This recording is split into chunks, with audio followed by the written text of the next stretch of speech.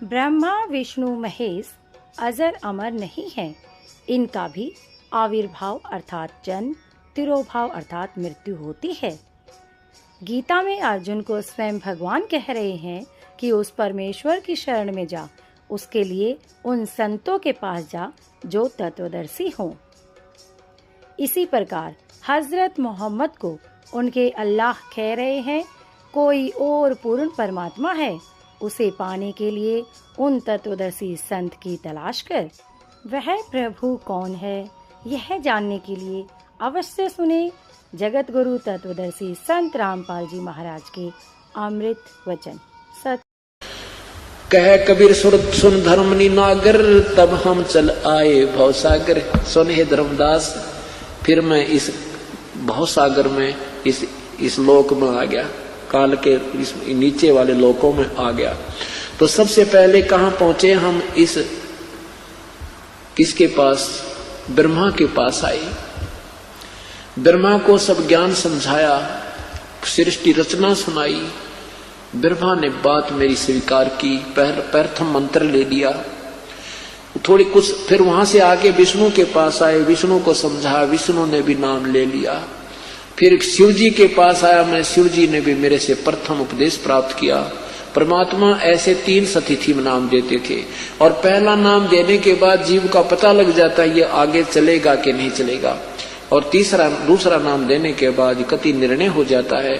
फिर तीसरा नाम थोड़ा समय लगता है ताकि ये जीव बिल्कुल निर्णायक रूप में आ जाए और इसको प्रभु के अतिरिक्त दूसरी चीज ना सूझे, तब इसको सार नाम दिया जाता है, तभी वो असर करता है। तो प्रथम नाम देकर के ये तीनों भगवानों से नीचे आए परमात्मा, तो काल ने अपने तीनों पुत्रों की बुद्धि बदल दी। इसने सोचा ये सारे भक्ति करने लग गए, ये तत्व ज्ञान से परिचित हो गए, तो ये काल मेरा तो लोक खाली हो जाएगा। क्या कहा?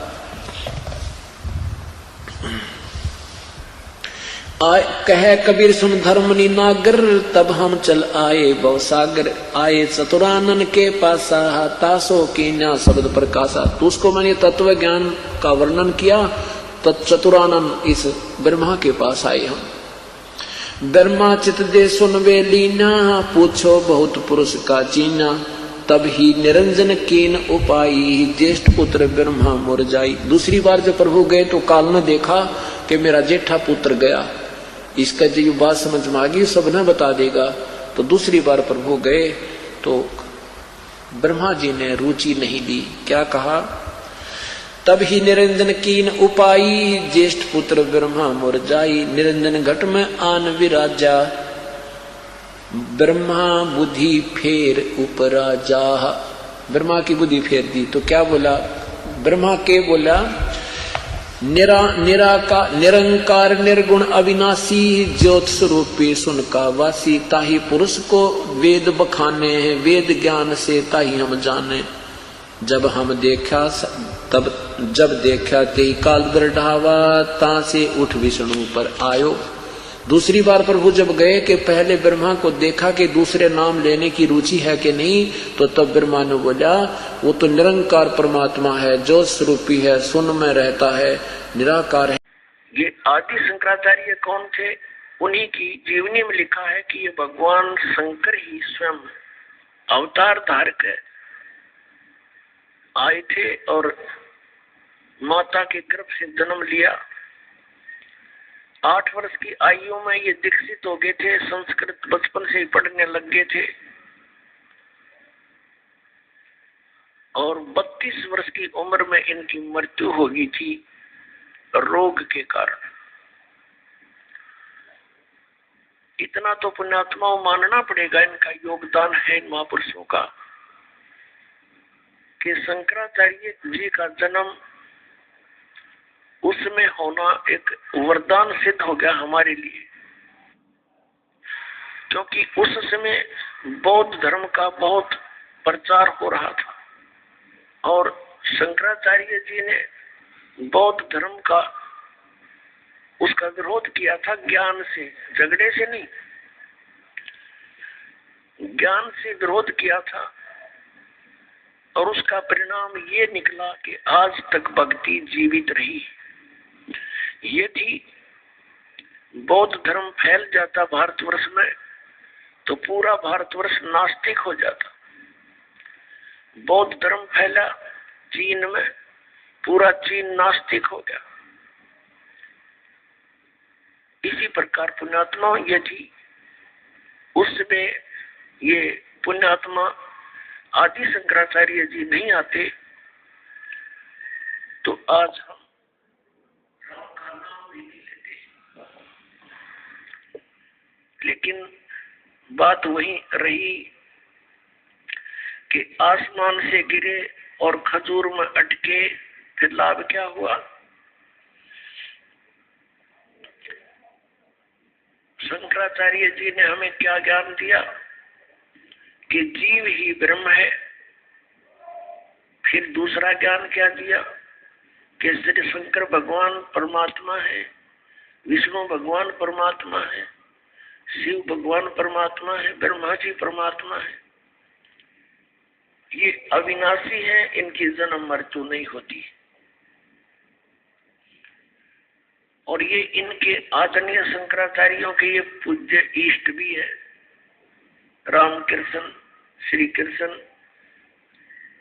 और भगवान विष्णु, भगवान शंकर आदि। ब्रह्मा जी की तो पूजा ये करते नहीं। आज का जो सत्संग आपके लिए रहेगा कि सत्संग 21 ब्रह्मांड में नहीं है और सदग्रंथों का ज्ञान इस दास के अतिरिक्त या परमात्मा के अतिरिक्त या उन महापुरुषों के अतिरिक्त जो परमात्मा से परिचित हुए, साक्षात्कार किया उनका, वो चंद महात्मा है। पूरे विश्व में उनके अतिरिक्त पूरे विश्व में ज्ञान नहीं, अध्यात्म ज्ञान नहीं उनको, वेदों और शास्त्रों का ज्ञान नहीं। तो फिर सत्संग खाक करा उन्होंने, उल्टा पाठ पढ़ा दिया। अब आपको दिखाते हैं कि शंकराचार्य जो परंपरा है इसमें क्या पूजा होती है, ये क्या सत्संग सुनाते हैं और किसको ये पूज्य मानते। पुण्यात्माओं, एक विशेष मेहर है मालिक की कि आज मानव समाज को वो सत्य सुनने को मिल रहा है जिसकी हमें बहुत पहले आवश्यकता थी। फिर भी हम शुक्र मनाते हैं उस परम पिता कबीर भगवान का, जिन्होंने आकर के स्वयं दया करी हम दासों पर और ये तत्व ज्ञान समझा दिया। ये देखिएगा, एक पुस्तक है, एक पत्रिका, मासिक पत्रिका श्री माता, और ये Shri Mata commercials private limited का प्रकाशन, आषाढ़ पूर्णिमा संवत 2066 जुलाई 2009, वर्ष 8, अंक 97, ये इनका यहाँ से प्रकाशित है। शंकराचार्य परंपरा संपोषिका श्री विद्या साधक सहायिका। इसमें शंकराचार्य परंपरा यहाँ से शुरू होती है। नारायणम पदम भुवम वशिष्ठम शक्तिम च तत्पुत्र पराशरम च व्यासम सुकम गौड़ पदम महांतम गोविंद योगेंद्रम अस्य शिष्यम। अब ये क्या बताया है कि ये इनके पूज्य देव है। कौन? नारायण से शुरू होते हैं, नारायण। अच्छा, फिर इसके बाद वशिष्ठ जी, ब्रह्म ऋषि वशिष्ठ।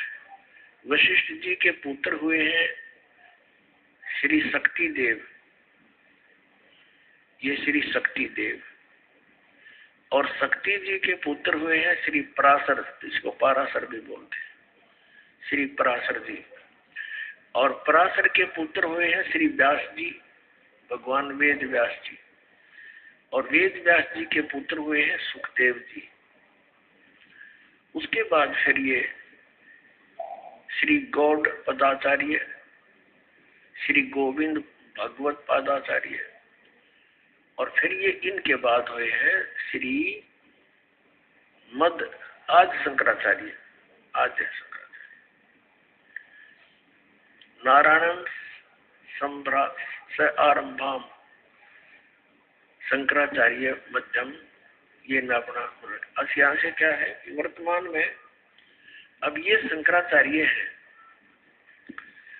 4 मठों पर। श्री स्वरूपानंद जी यह साफ नहीं दिखाई देते, ज्योतिष पीठाधीश्वर व द्वारका शारदा पीठाधीश्वर, और स्वामी श्री निष्णानंद सरस्वती जी पुरी गोवर्धन पीठाधीश्वर, और यह है श्री भारती तीर्थ जी श्रृंगेरी पीठाधीश्वर।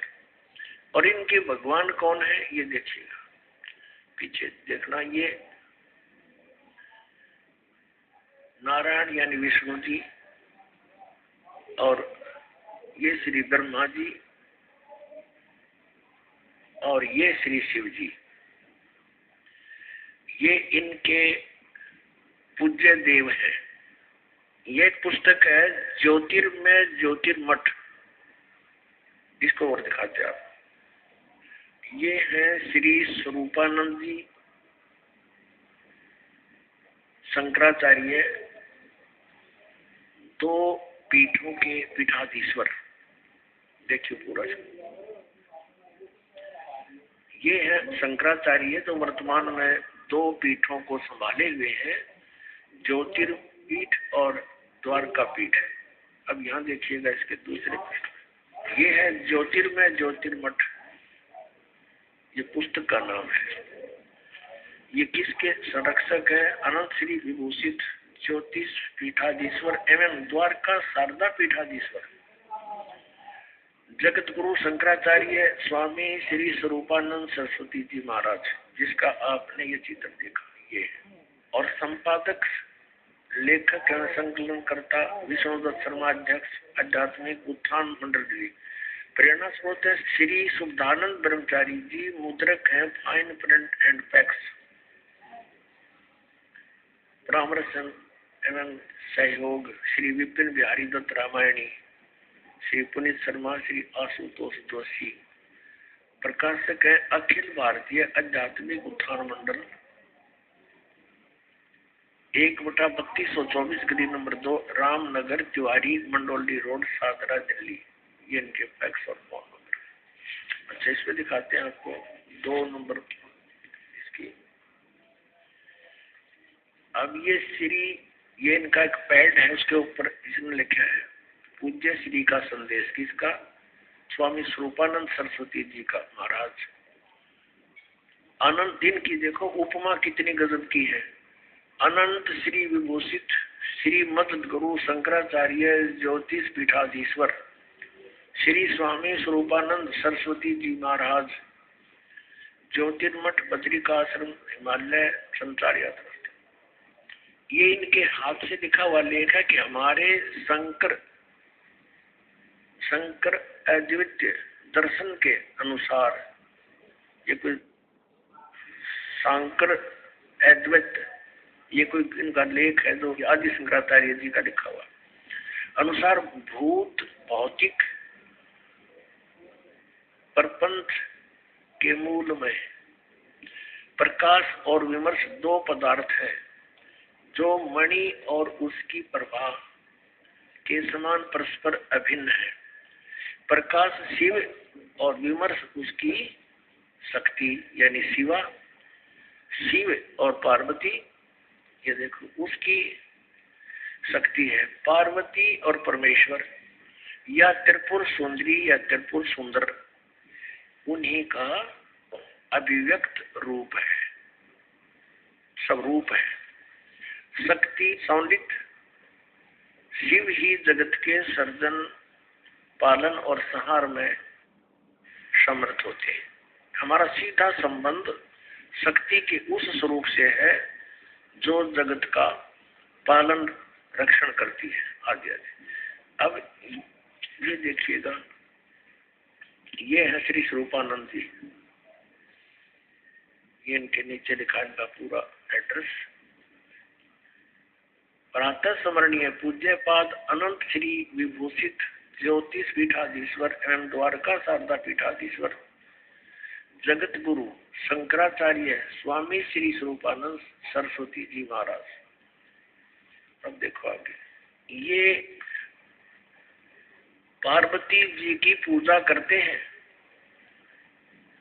ये क्या बताते हैं? भगवती श्री राजेश्वरी त्रिपुर सुंदरी देवी, इसकी पूजा करते हैं। ये इसका प्रमाण आपके समक्ष है, देखिए। और भगवान शिव को भी ये समान आदर से देखते हैं।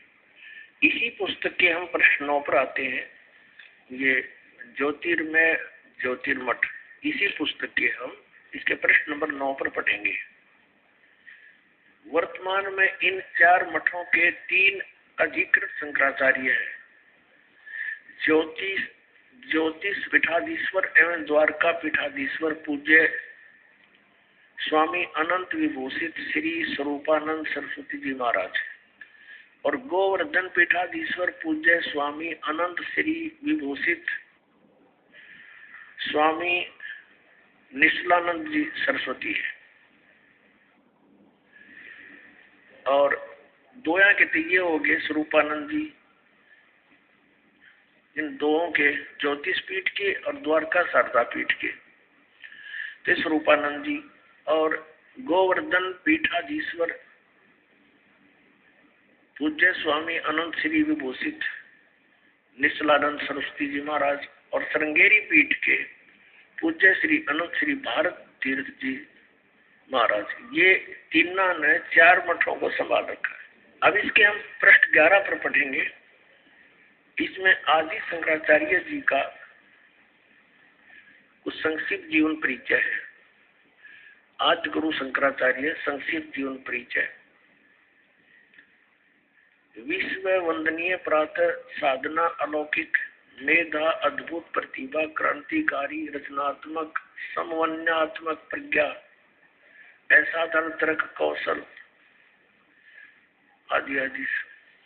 अब हम यहाँ से देखते हैं कि लगभग 2500 वर्ष पूर्व शंकराचार्य का जन्म चरमराती आस्था के युग में केरल प्रांत में पूर्णा नदी के निकट तट पर कालाड़ी ग्राम में धर्मनिष्ठ नंबूत्री शैव ब्राह्मण श्री शिव गुरु व धर्मपरायण सुभद्रा के घर हुआ। श्री शिव गुरु तैत्रीय शाखा के यजुर्वेदी थे। शंकराचार्य का जन्म शंकर के आशीर्वाद से हुआ, अतः उनका नाम शंकर रखा गया। गुरु परंपरागत मठों के अनुसार उनका आविर्भाव काल, उनका जन्म समय ईसा पूर्व 2508 या 476 वर्ष माना जाता है। 1 वर्ष की आयु में मातृभाषा में भावों का प्रकट, 2 वर्ष की आयु में पुराण कथाओं को कंठस्थ करना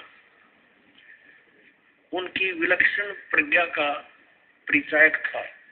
3 वर्ष की अवस्था में उनका चूड़ाकर्म संस्कार हुआ। उसके बाद इनके पिता स्वर्गवासी हो गए। 3 वर्ष की आयु। 5 वर्ष की आयु में गुरु गृह पढ़ने गए, जहाँ 8 वर्ष की आयु में ही वेदांगों का पूर्ण अध्ययन कर लिया। अब हम इसको और ज्यादा ना पढ़े, अब हम आएंगे। आदरणीय आदि शंकराचार्य जी ने 4 मठों की स्थापना की और 10 प्रकार के सन्यासी बनाए, जो उनके द्वारा यानी आदि शंकराचार्य जी के द्वारा दिए गए ज्ञान को आगे प्रचार किया करते थे, और जिससे बौद्ध धर्म का वहां स्टॉप लग गया और इस ज्ञान का पुण्यात्माओं में प्रचार होना प्रारंभ हो गया। और ऐसे जोर शोर से प्रचार हुआ कि पूरे हिंदू समाज में ये ज्ञान आज तक ग्रहण है। अब आपको दिखाते हैं, आदि शंकराचार्य जी ने बहुत सारे ग्रंथ अपने अनुभव के बनाए। उनमें से एक है मठ आमनाय महाअनुशासनम। इसको दिखाते हैं।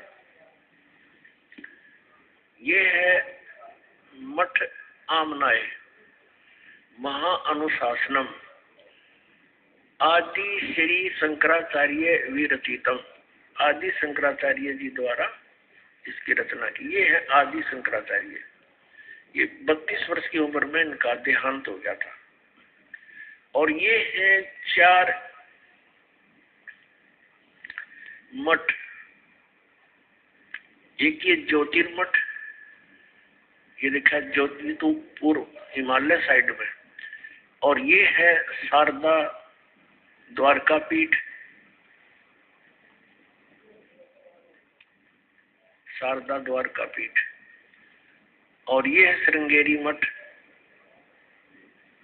और ये है गोवर्धन मठ पुरी, जगन्नाथपुरी जिसको कहते हैं। और ये है ज्योतिर्मठ बद्री का आश्रम हिमालय। और ये स्थान दिखा रखा है कालटी, जहां पर शंकराचार्य जी का जन्म हुआ। वहां भी इनके नाम से कोई मंदिर बना हुआ है। इसके प्रकाशक कौन है देखिएगा। ये है श्री काशी, ये प्रथम पुष्प, ये वहां लिखा गया है। आज श्री शंकराचार्य विरचितम मठ आमनाय महाअनुशासनम। संपादक तथा भाषांतर करता है डॉक्टर कामेश्वर नाथ मिश्र। आचार्य अध्यक्ष संस्कृत विभाग, अध्यक्ष शब्द विद्या असंकाय, केंद्रीय उच्च तिब्बती शिक्षा संस्थान, सारनाथ, वाराणसी उत्तर प्रदेश, वाराणसी उत्तर प्रदेश। श्री काशी विद्वत परिषद न्यास, केदार घाट, वाराणसी। प्रकाशक है ये वही आपको दिखा। और यहाँ है, ये कहाँ से प्रिंट हुई है, Shri Mata कमर्शियस private limited B, 7/125 बाघहाड़ा, Kedar घाट, वाराणसी। ये जयपुर पास है। अब इनके आपको दिखाते हैं कौन कौन से मठ है। अब इसमें देखिएगा प्रश्न नंबर 12 पे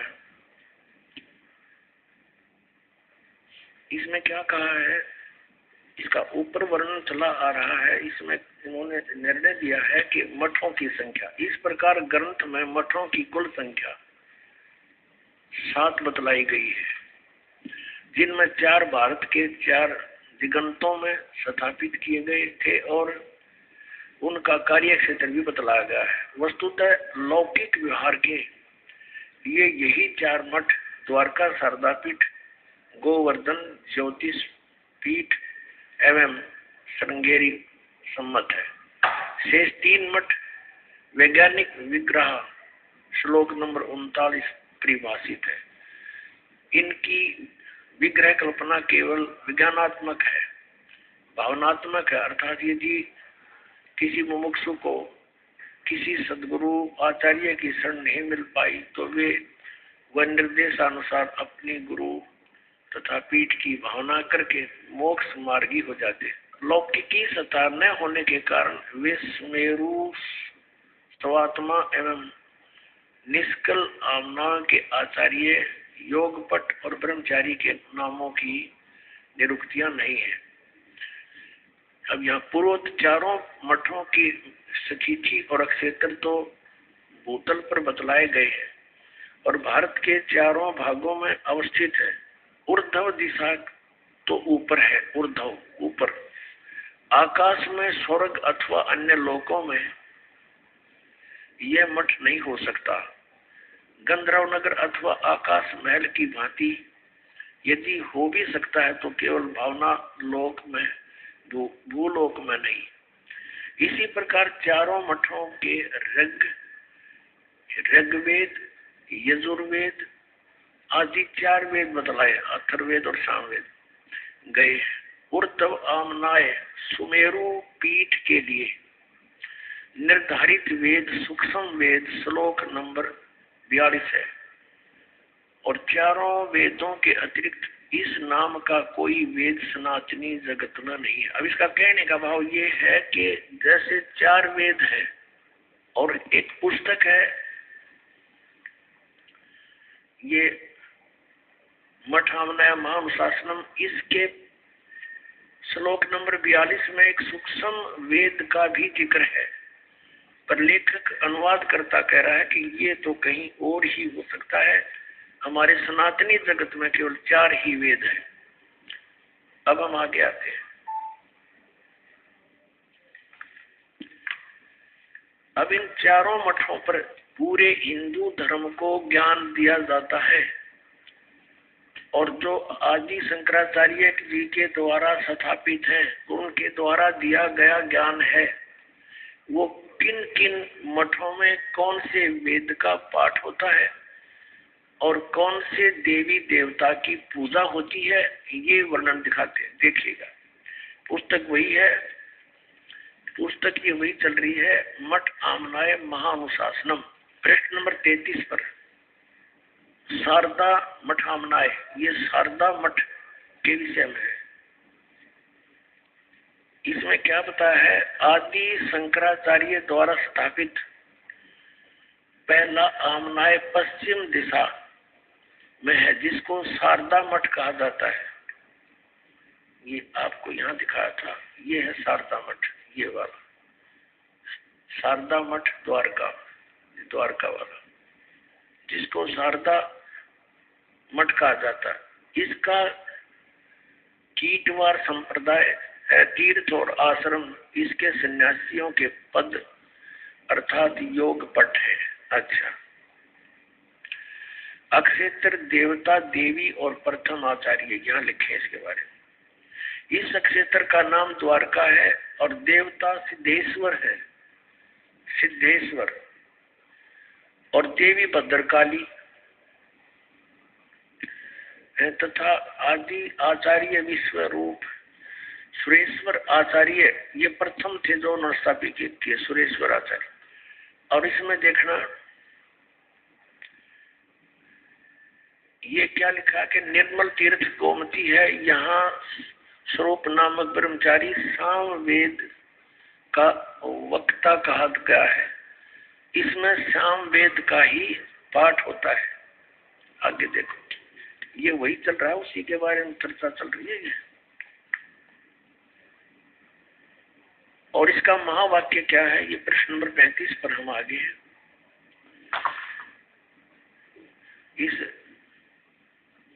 शारदा पीठ का महावाक्य है, महावाक्य एवं गोत्र। इस आमनाय का महावाक्य तत्वमसि, तत्वमसि, तत्वमसि है। इसका उल्लेख सामवेद अंतर्गत ये छांदोग्य उपनिषद का 6/8 ये श्लोक है, अध्याय 6 का श्लोक 8। ये छांदोग्य उपनिषद से लिया गया इन्होंने ये तत्वमसि, और यहाँ इसका निर्णय दिया कि जो तत्वमसि इन 3 पदात्मक महावाक्य रूपी त्रिवेणी संगम में तीर्थ की भावना से स्नान करता है, अर्थात तत्वम पदों का शोधन करके महावाक्य के लक्ष्य अर्थ के चिंतन में तल्लीन रहता है, उसे तीर्थ नाम से कहा जाता है। ठीक है,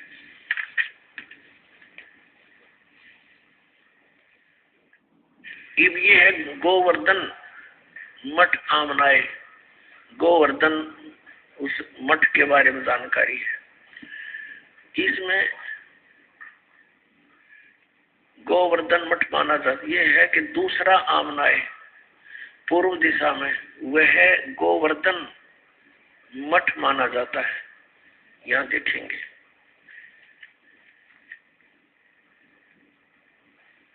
ये है गोवर्धन मठ, यानी पुरी गोवर्धन मठ जगन्नाथपुरी में। दूसरा आमनाय पूर्व दिशा का है, वह है गोवर्धन मठ माना जाता है। संप्रदाय भोगवार है और वन और अरण्य इसके सन्यासियों के पद योग पट है। अब इसमें क्या है, इसका भगवान कौन है? इसका क्षेत्र पुरुषोत्तम है और भगवान जगन्नाथ इसके देवता है और देवी विमला है। आचार्यों के ये नाम है। और इसका तो महावाक्य क्या है? यहाँ पर महावाक्य प्रज्ञानम ब्रह्म, और ये तैत्तिरीय उपनिषद का है 5/3। ये यहाँ से लिया है ना ये मंत्र जाप करने का। और यहाँ पर हम देख रहे हैं 38 पृष्ठ पे, इस मठ के ब्रह्मचारी के लिए ऋग्वेद का ही पठन सब अध्याय बतलाया गया है और गोत्र का नाम काश्यप है। इसमें गोवर्धन पीठ में ये ऋग्वेद पढ़ते हैं और नहीं।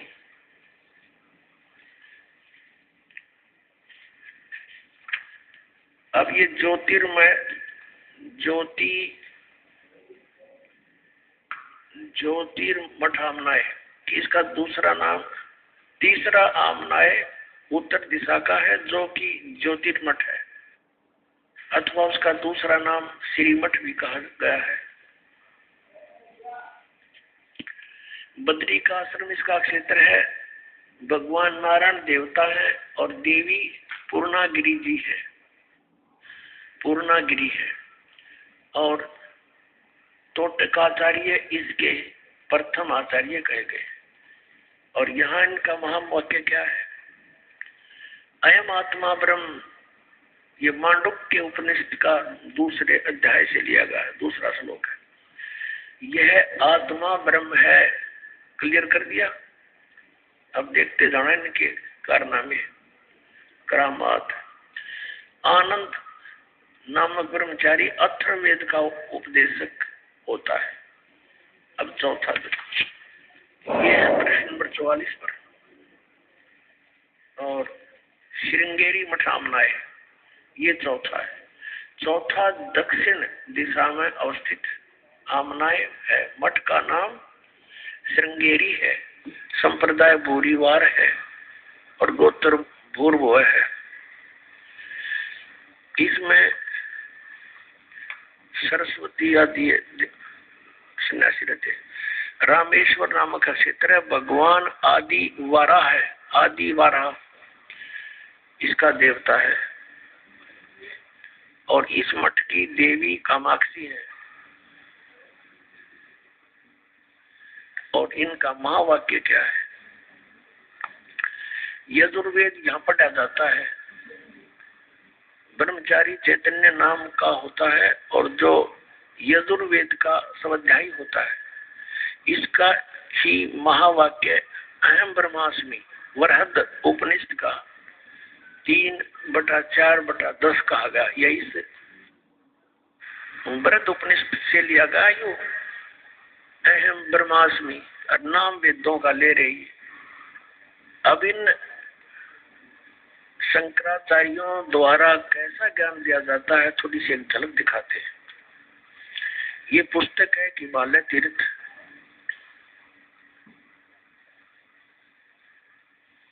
जेपी नंबूरी इसके ये लेखक है। हिमालय तीर्थ जेपी नंबूरी उप मुख्य कार्यकारी श्री बद्रीनाथ केदारनाथ मंदिर समिति, कोलकाता से प्रकाशित है। पहला प्रकाशन। प्रकाशक है रंजू चक्रवर्ती, क्षेत्र A/1, Bama Charan Roy road, Calcutta. Mudragiri print services, Calcutta. Yes, अब आपको दिखाते हैं इसके। ये देखिएगा, ये प्रश्न नंबर 42 पर हिमालय तीर्थ शंकराचार्य, ये शिव रहस्य नामक कोई पुस्तक है। बौद्ध मीमांसक मंत्र अर्थात कलयुग के 3000 वर्ष व्यतीत होने पर बौद्ध मीमांसकों के मत पर विजय प्राप्ति के लिए शंकर यति के रूप में आविर्भूत होंगे। आविर्भूत यानी कलयुग जब 3000 वर्ष बीत जाएगा तब शंकराचार्य का जन्म होगा। और उनका जन्म ऐसे ही हुआ 3000 वर्ष बीत जाने पर। अब इसमें कथा दिखाते हैं आपको। हमारे शंकराचार्य जी हमें क्या कथा सुनाते हैं, कैसा ज्ञान देते हैं। यह कथा सिंपल सी लेंगे, ज्यादा इतना समय नहीं हम वेस्ट करेंगे। देखना, ये पृष्ठ नंबर 19 पे एक कथा सुनाई है इन्होंने इन तीर्थों के बारे में। ये तीर्थ कैसे बढ़े, ये हिमालय तीर्थ पुस्तक है। यहाँ लिखा है कि ये पहले तो उन्होंने और बताइए, नर और नारायण ऋषियों के पश्चात अन्य ऋषि मुनियों व भक्तों द्वारा यह ज्योतिर्लिंग पूजित रहा। एक भगवान ने कोई किसी नर और नारायण नामक व्यक्तियों की पूजा से प्रसन्न होकर ज्योतिर्लिंग की स्थापना की, उसकी पूजा करते रहे। उसके पश्चात तत्पश्चात महाभारत काल में पांडवों द्वारा गोत्र हत्या अर्थात महाभारत युद्ध में अपने भाई बंधुओं आदि की हत्या के पाप से मुक्ति हेतु यहाँ पर देवादिदेव महादेव की आराधना की। अपना पाप नाश करने के लिए भगवान शंकर भगवान की पूजा की उन्होंने, पांडवों ने। इसी प्रसंग में पुराणों में एक कथा आती है, भगवान वेद व्यास जी की आज्ञा से पांडव केदार क्षेत्र में गए। भगवान महिष यानी भैंस का रूप धारण कर केदार अंचल में विचरण करने लगे। भगवान शंकर ने भैंस का रूप धारण किया और उस केदार अंचल में यानी उस क्षेत्र में घूमने लगे भैंस बनकर। और भीम ने भगवान शिव को मायावी महिषी के रूप में पहचान लिया। अब नो कहे भीम ने वो पहचान लिया कि वो भगवान शिव है भैंस के रूप में, और वे ऐसा जानकर भगवान शिव महिष रूप में पृथ्वी में समा ही रहे थे कि महाबली भीम ने दौड़कर उनका पिछला भाग पकड़ दिया। पांडवों की भक्ति एवं विश्वास को देखकर भगवान शिव ने उन्हें साक्षात दर्शन दिए। गुरु हत्या पाप के फलस्वरूप प्रायश्चित के रूप में भीम द्वारा पकड़े गए पृष्ठ भाग की पूजा अर्चना का आदेश देकर वहीं अंतर्ध्यान हो गए। पृष्ठ माने पिछला हिस्सा, भैंस का पिछला, मैं बताऊंगा आपको डिटेल से। पृष्ठ भाग ने शिला का रूप धारण किया, पत्थर बन गया, फिर पिछला हिस्सा। अब ये क्या कहना चाहते हैं कि जब इन पांडवों को श्री कृष्ण जी ने आदेश दे दिया था कि तुम्हारे ऊपर एक भयंकर पाप है, जो महाभारत में तुमने बंधुघात किया, गुरुजन मार दिए, कितना अत्याचार किया, इसके मोक्ष के लिए तुम हिमालय में जाओ और वहां तपस्या करो अंतिम श्वास तक। तो क्या कहना चाह रहे हैं ये लेखक कि पांडव वहां पर अपना वो भक्ति कर रहे थे, तपस्या कर रहे थे, साधना कर रहे थे। भगवान शिव आगे वहां पर भैंस रूप धारण करके अन्यों के भीम ने पहचान लिए और भीम दौड़ा तो भगवान शंकर समझ गए उसको, इस कारण से वो पृथ्वी में समान लग गए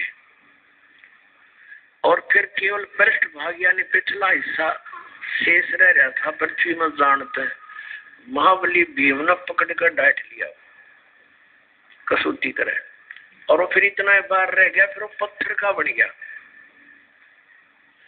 और कहते भगवान शिव वहां प्रकट हो गए।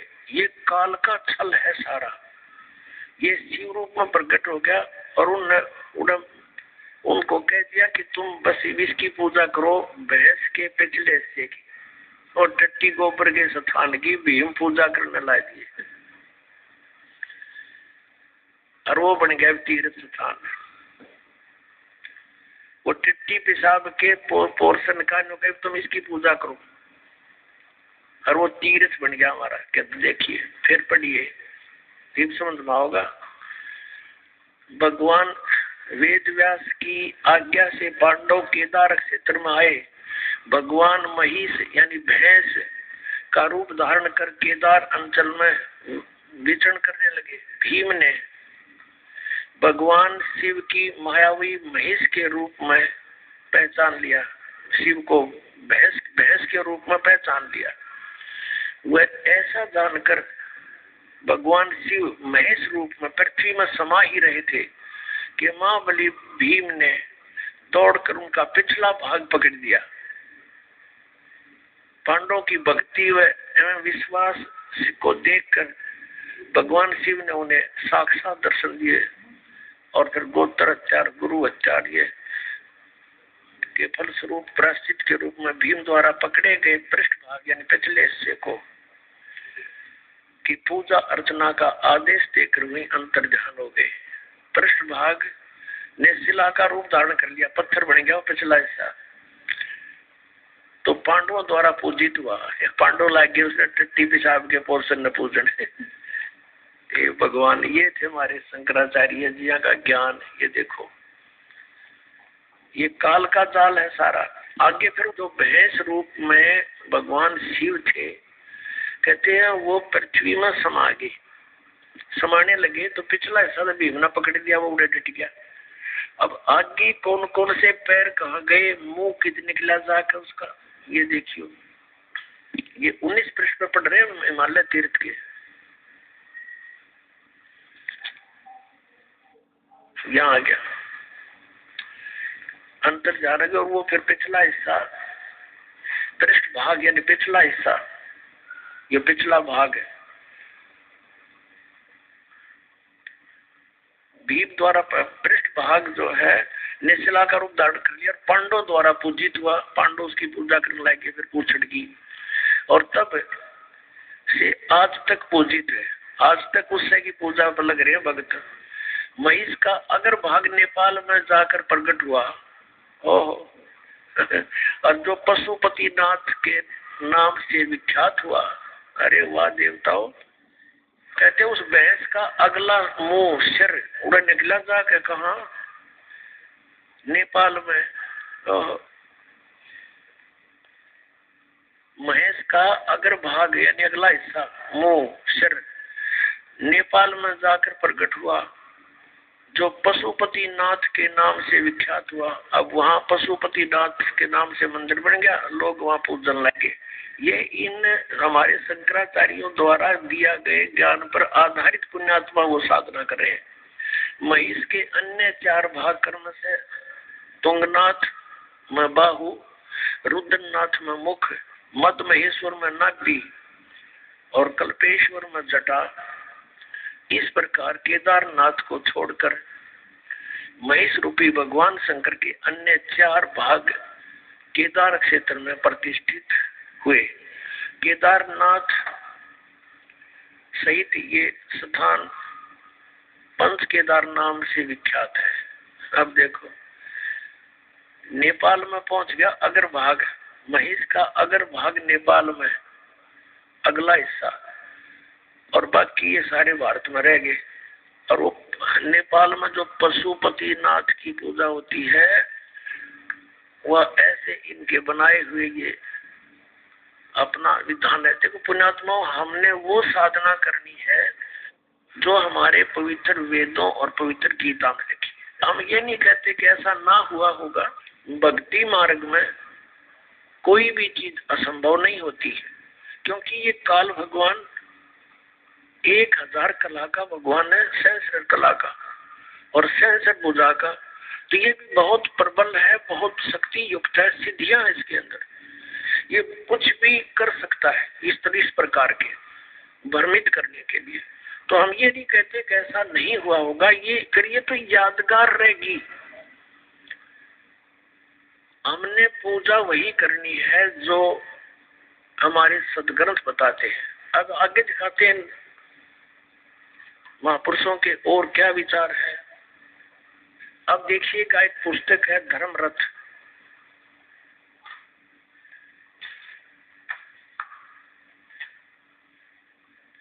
और ये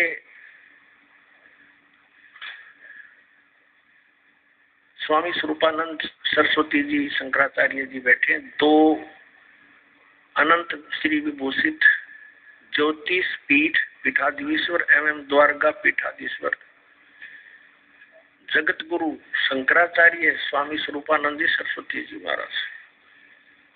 और ये धर्मरथ के लेखक है। ये धर्मरथ पुस्तक है। स्वामी स्वरूपानंद सरस्वती जी महाराज गोस्वामी तुलसीदास कृत रामचरितमानस में वर्णित धर्मरथ सार गर्भित प्रवचन। प्रकाशक है इसके स्वामी सदानंद सरस्वती, शारदा पीठ प्रकाशनम, द्वारका, इतने जामनगर गुजरात, दूरभाष इतने। धर्मरथ ये मुद्रक है अंबिका ऑफसेट, मीठापुर, 361345 एक नंबर है। प्राप्ति स्थान यहाँ पर। इसकी प्रस्तावना में लिखा है कि धर्मरथ नामक प्रकृत ग्रंथ पीठाधीश्वर अनंत श्री विभूषित श्री मजत गुरु शंकराचार्य स्वामी स्वरूपानंद सरस्वती जी महाराज के मुखारविंद से निश्रित वाक सुधा का सार संग्रह, यानी श्री स्वरूपानंद जी महाराज के द्वारा किए गए वर प्रवचन है। ये जो आपको दासब सुनाने जा रहा है, अब देखिएगा इसके पृष्ठ नंबर 51 पर, धर्मरथ 51 पृष्ठ।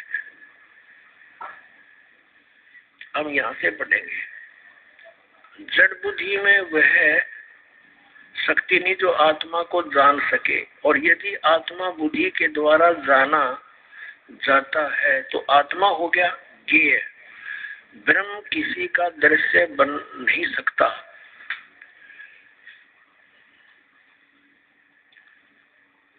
दृश्य नहीं बन सकता, तो फिर बुद्धि ब्रह्म को कैसे जान सकती है? यह प्रश्न बना रहता है,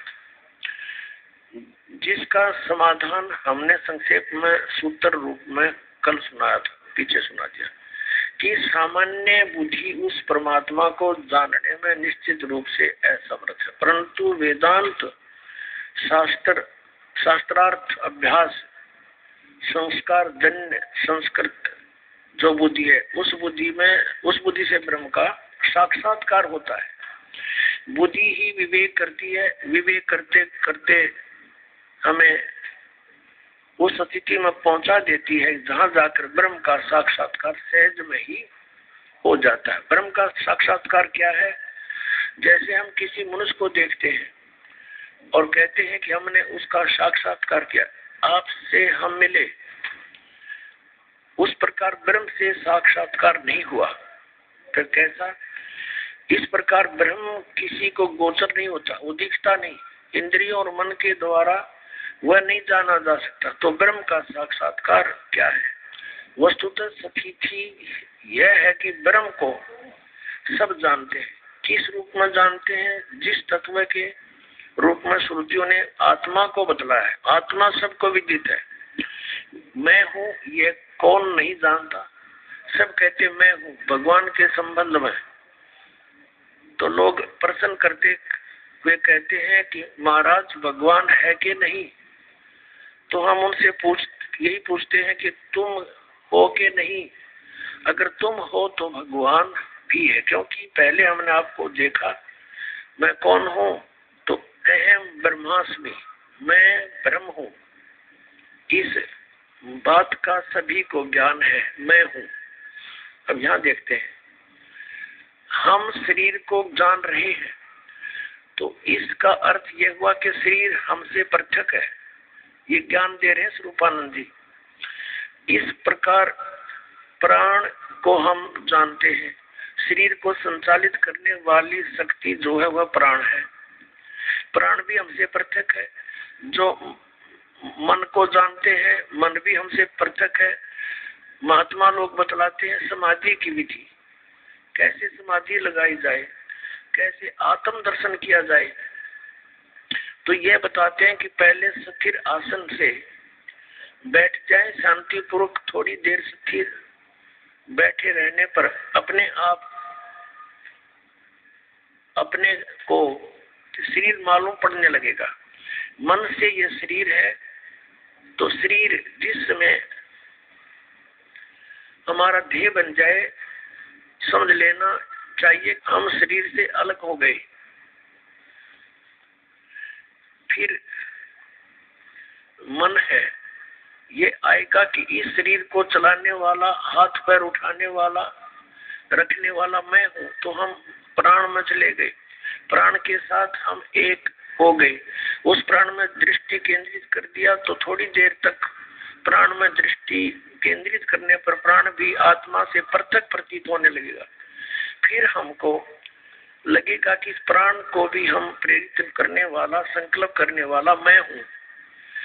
तो इस प्रकार अर्थ यह है कि हम मन के साथ जुड़ गए, उस मन को भी देखने लग जाए, मन में भी अपनी दृष्टि केंद्रित कर दी जाए तो मन भी अपनी आत्मा से पृथक होने लगेगा। फिर ये मन में विचार आएगा कि यह संकलात्मक, विकलात्मक प्रेरित करने वाला, निश्चय करता मैं हूँ। तो इसका अर्थ ये हुआ कि हम बुद्धि के साथ तादाम आपन्न हो गए, यानी उसके जैसे हो गए। तब हम बुद्धि में दृष्टि को केंद्रित कर दें तो बुद्धि भी अपने आप पृथक प्रतीत होने लगी। जहाँ शरीर, प्राण यानी श्वास, मन, बुद्धि, इन सब को अपनी आत्मा से अलग किया तो ये जो झूठा मैं, इसको हम अहंकार कहते हैं, जड़ चेतन की ग्रंथि कहते हैं, यह मैं समाप्त हो जाएगी। इसके समाप्त होते ही शून्य का अनुभव होगा। परंतु इस शून्य का अनुभव कौन कर रहा है? शून्य का भी तो कोई अनुभव करता है, उसके द्वारा। तो जिसके द्वारा शून्य का अनुभव हो रहा है वह शून्य नहीं। बोलो सतगुरु देव की जय।